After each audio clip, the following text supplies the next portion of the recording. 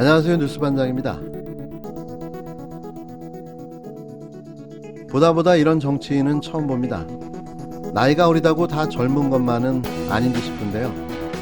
대한민국 헌정사상 최초의 30대 당대표로 선출되며 척박한 대한민국 정치계에 신선한 젊은 피 수혈을 기대했던 이준석 국힘당 대표. 하지만 여지없이 그는 국민의 기대를 내동댕이 쳐버렸습니다. 역대 그 어떤 구태 꼰대 정치인보다도 더 구태스러우며 꼰대스러운 젊은 정치인을 마주하게 된 건데요. 이제는 더 할 말조차 생각도 나지 않는 수준입니다. 이런 애가 무슨 젊은 정치며 개혁을 논할 수 있겠습니까? 모든 사안을 이분법으로 나누어 재단하고 정치도 마치 게임의 한 종류인 양 이기는 전략과 전술이 필요하다며 끊임없이 설레발을 쳐대는 꼴을 보자니 어처구니 없는 지경에 이르렀는데요. 결국 결론은 콩 심은 데 콩나고 팥 심은 데 팥난다는 정의만 확인될 뿐이었습니다. 10년 넘게 그 당에서 보고 배운 게 이 수준인 거죠. 네, 김 씨는 무정 스님이 너는 성렬이하고 맞는다 이렇게 해가지고 주선했기 때문에 결혼하게 됐다. 무정 스님이 가교 역할을 했고 나이 차이 등으로 결혼 안 하려고 했는데 무정 스님이 포함된 모임의 사람들이 도와줘서 결혼에 이르렀다 이런 얘기를 했다는 거고요.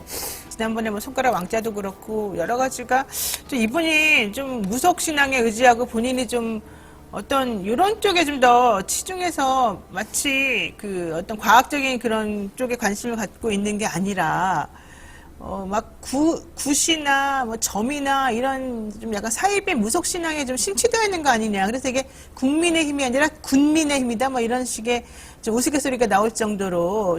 결혼을 하면서 우리 후보와 후보자의 배우자가 사실 좀 늦은 나이에 결혼을 하고 이러다 보니까 결혼을 주저하고 이럴 때 주변에서 조언을 하고 이렇게 했을 수는 있습니다. 근데 그 부분에 있어가지고 그래도 가장 중요한 건 두 사람이 어쨌든 잘 맞는 사람들이기 때문에 결혼했을 것이고 이런 부차적인 조언들이 큰 역할을 했을 거라 보지 않습니다. 실제로 우리 후보와 후보자의 배우자는 저도 그 두 부부와 같이 식사를 해보고 이런 적도 있지만은 굉장히 잘 맞는 커플이다. 저는 이런 생각을 하고 이런 것이야 가십성의 이제 내용으로서 그냥 붙이고 이렇게 한 것이지 저는 이런 것이 주요한 관계는 아닐 것이다. 이런 것보다 더 심한 걸 만약 찾자면요. 예전에 모 대통령이 되신 분, 그리고 많은 대선 후보들은 그 대통령 되려고 조상묘까지 이전하고 이랬어요. 조상묘 이전하고 대통령 된 사람들 꽤 있습니다. 그런데 우리는 조상묘를 이전한 대통령을 맞았다고 해서 그분이 실패한 대통령으로 이렇게 규정하지는 않습니다. 이준석 국힘당 대표는 18일 윤석열 대선 후보의 부인 무속 논란이 이어지는 데 대해 우리 후보와 배우자가 늦은 나이에 결혼을 하다 보니까 결혼을 주저하고 이럴 때 주변에서 조언을 했을 수도 있다고 해명했습니다. 그는 또 이날도 묻지도 따지지도 않고 아무 말 대잔치를 시작했는데요. 이 대표는 이날 오전 뉴스토마도 노영희의 뉴스인 사이다에 출연해 그래도 가장 중요한 건 두 사람이 잘 맞는 사람이기 때문에 결혼했을 것이고 이런 부차적인 조언들이 큰 역할을 했을 거라고 보지 않는다며 이같이 전했습니다. 이어 예전에 모 대통령이 되신 분 그리고 많은 대선 후보들은 대통령이 되려고 조상묘까지 이전하고 이랬다. 그런데 우리는 조상묘를 이전한 대통령을 맞았다고 해서 그분이 실패한 대통령이라고 이렇게 규정하지 않는다고 부연했는데요. 이게 작금의 무속 논란에 빠진 윤석열과 김건희에게 맞는 비유일까요? 대체 무속과 역술의 차이도 구분 못하는 하버드대 졸업생의 옹알거림이 눈꼴 사납습니다. 아마 대한민국의 국민들이 우리 후보자의 배우자를 사적으로 만나보지 않은 분들이 아마 대부분일 것이기 때문에 저는 사적으로 우리 후보자의 배우자와 좀 그래도 대화를 해본 입장에서 제가 봤을 때 보편적인 대한민국의 어떤 정치인의 부인보다도 우리 후보의 배우자가 정치에 대해서 의사표현할 때 굉장히 조심스러운 편입니다. 그래요? 아무래도 후보자가 공무원 생활을 오래 했기 때문에 아마 그런 조심스러운 표현이 좀 후보자의 배우자에게도 녹아있는 게 아닌가 생각할 정도로 어떤 인사에 대한 평가나 이런 것이 있어가지고 굉장히 조심스럽게 표현합니다.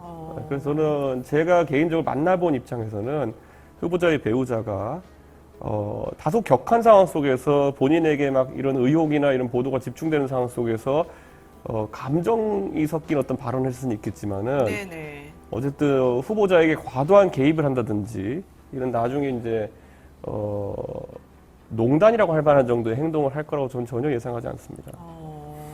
근데 어쨌든 간에 그래서 결과적으로는 그게 잘 됐네요. 그럼 그 방송 자체는.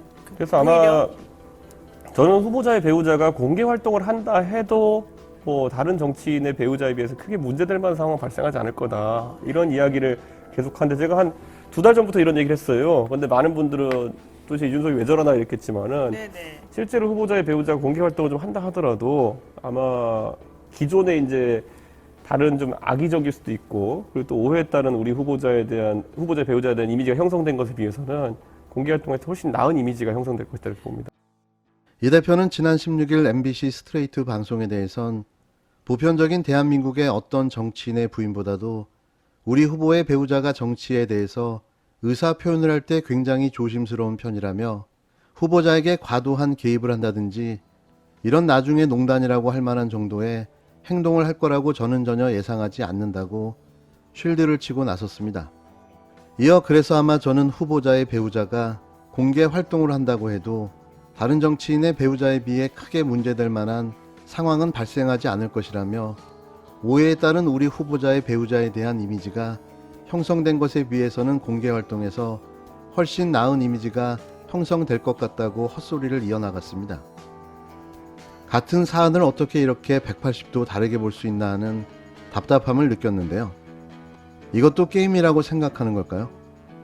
김지은 씨가 여기에 대해 가지고 본인이 2차 가해를 당했다라고 이제 주장하는 것은 저희가 보통 2차 가해라고 하는 거는 우리 후보자의 배우자가 네네. 만약에 어떤 공개적인 공간에서 다수를 대상으로 해서 네. 본인의 이런 사견을 피력했다든지 하면서 김지은 씨에 대해서 얘기했다 그러면은 2차 가해라는 표현이 성립할지도 모르겠으나 사적인 어떤 전화통화 생활로 이런 대화를 했다는 것에 있어가지고 2차 가해라는 표현이 저는 또 성립하기가 쉽지 않다고 봅니다. 안희정 전 충남지사의 피해자인 김지은 씨가 사과를 요구한 데 대해선 사적인 전화통화상으로 대화를 했다는 것에 있어서 2차 가해라는 표현은 저는 성립하기 쉽지 않다고 본다며 그런 어떤 발언이 김지은 씨의 명예를 훼손한 건 아니라고 생각한다고 선을 그었습니다. 그의 놀라운 발언들은 쉴 새 없이 이어졌는데요. 이런 자가 제1야당의 젊은 당대표였습니다. 따져보면요. 서울시장 선거 때 만약에 안철수 대표가 그때 입당 또는 합당을 통해서 우리 당에서 경선 치렀으면 이미 서울시장이 안철수 대표일 거고요. 총선 때도 만약 결심을 해가지고 보수정에 들어왔으면은 당내에 안철수 계라는 게 형성돼 있을지도 모르겠어요. 그럴 수도 있겠네요. 그랬으면은 지금 후보가? 지금 대통령 선 경선에서 안철수 계를 이끌고 또 안철수 대표가 유의미한 성적을 거뒀을지도 모르겠죠. 근데 그게 아니라 자꾸 밖에서 뭐 한 다음에 이번에 사실 국민의당의 경선이라는 것 없이 추대로 된 거잖아요. 네. 그렇죠. 뭐 사당 하나 만드는 거 아닙니까 사실상. 그러니까 뭐 그런 상황 속에서는 정치인으로서의 매력도가 떨어질 수밖에 없는 거죠. 안철수 후보의 지지율에 대해선 정책적 지향이나 아니면 새로운 가치가 별로 없기 때문에 고전을 할 것이라며 국민의당의 경선이라는 것이 추대로 된 거지 않나, 사당 하나 만드는 것 아닌가, 그런 상황 속에서 정치인으로서의 매력도가 떨어질 수밖에 없다고 지적했는데요. 앞으로 어떻게 급변하게 될지 모를 대선판에 대못질을 하고 말았습니다. 또 국민의당이 이 대표의 가면 예능 출연을 비판한 데 대해선 국민의당이 이런 면에서 참 정당이 희한한 게 그걸 부각시켜가지고 본인들이 얻고자 하는 게 뭔지 모르겠다며 저는 매일매일 언론 인터뷰에서 안철수 대표를 대놓고 비판하고 가면 쓰고 한 곳보다 훨씬 센 강도로 이름을 적시해가면서 비판한다. 그렇기 때문에 본인들의 망상 세계에서 좀 벗어났으면 좋겠다고 목소리를 높였는데요. 이제는 분명해졌습니다. 될성 부른 나무는 떡잎부터 알아본다는 말이 있는데요. 떡잎이 노랗습니다.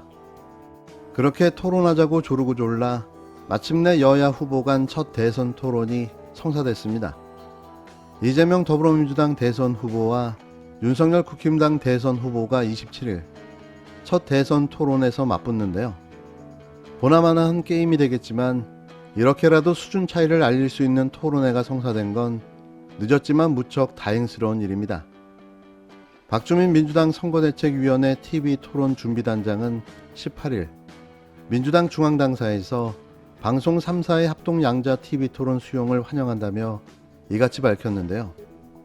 민주당에 따르면 두 후보 간 양자 토론은 오는 27일 오후 10시부터 2시간 동안 진행됩니다. 민주당과 국힘당은 토론 주제 등을 논의하기 위해 25일 오후 2시 방송사와 룰미팅을 진행할 예정인데요.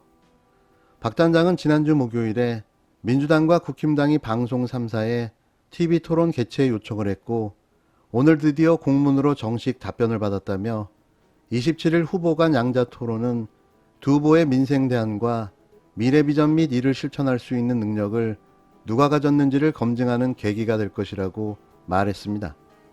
그는 대장동이나 김건희 씨 관련 내용이 토론 주제로 포함됐느냐는 질문에 그런 부분은 전혀 결정되어 있지 않다며 지난번 양당 미팅에서도 그런 건 결정된 바가 없으며 방금 말씀드린 것처럼 방송 3사 공문에도 주제나 방식은 전혀 언급이 없다고 설명했는데요. 민주당은 양자 토론뿐만 아니라 향후 사자 합동 토론도 수용할 의사가 있다는 입장입니다. 박 단장은 설 연휴 후 사당 합동 토론도 이재명 후보는 수용한다는 입장이라며 윤석열 후보를 포함해 다른 3당 후보의 참여를 기대한다고 말했는데요. 윤석열 후보가 이번 토론을 받은 이유는 아주 간단합니다. 토론을 해서 얻게 될 손해가 지금의 상황보다는 낫다는 판단인데요. 어떻게든 국면 전환을 시도해야 하는 상황인 거죠. 김건희 7시간 45분 전화통화 녹취록, 선대본부 무속인 참여 논란, 쉴 새 없이 쏟아지는 악재의 유일한 출구는 차라리 토론회에서 개망신을 당하더라도 그게 낫다는 겁니다. 이참에 제대로 얼마나 부족한 후보인지, 얼마나 준비가 안 된 후보인지를 전 국민에게 보여줘야 할 텐데요. 진짜 수준 차이가 뭔지를 알 수 있을 겁니다.